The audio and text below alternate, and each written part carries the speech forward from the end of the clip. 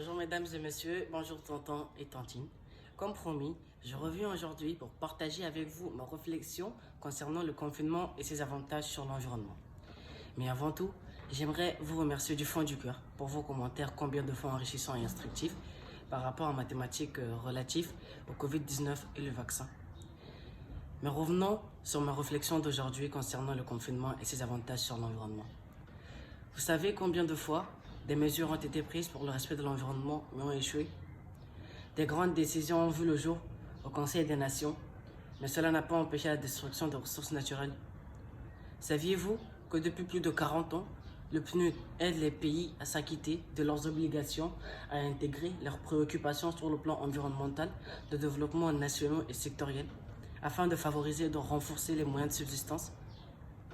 Nous sommes nous-mêmes, je parle sous contrôle, que ce soit les grandes nations ou autres, avons refusé de respecter et de bien gérer la biodiversité, l'écosystème, la gestion des forêts, la gouvernance de l'eau et de l'océan, et la gestion des produits chimiques et des déchets, etc., etc.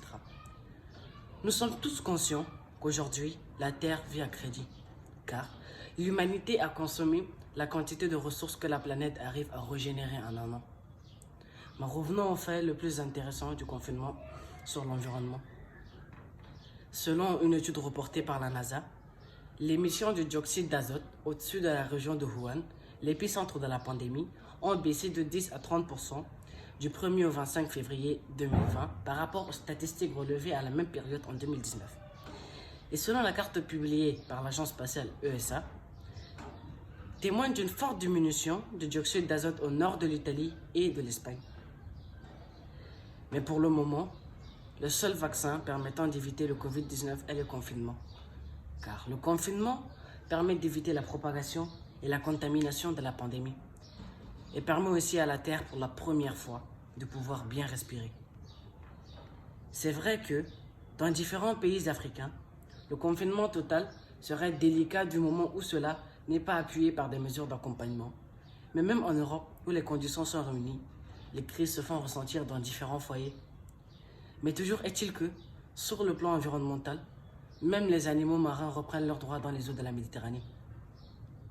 Et selon les experts du climat, grâce au confinement et à la mise aux arrêts des grandes machines de production, l'émission des gaz à effet de serre ont considérablement chuté, ce qui permet d'éviter le réchauffement planétaire.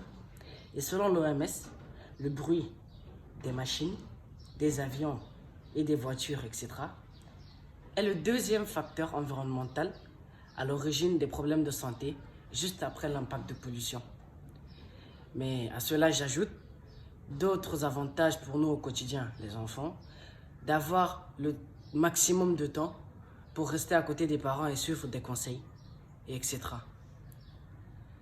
Mais selon l'AFP du mois de 2 avril, le confinement touche désormais plus de la majorité de la population mondiale, soit 3,9 milliards de personnes. Cela nous interroge sûrement sur que deviendra le monde après cette pandémie, sur le plan économique et social. Et est-il que cela n'affectera pas la carte politique mondiale? La question à se poser. Et surtout, merci de m'avoir suivi. On se retrouvera très bientôt pour une autre vidéo pendant cette période de confinement. Merci.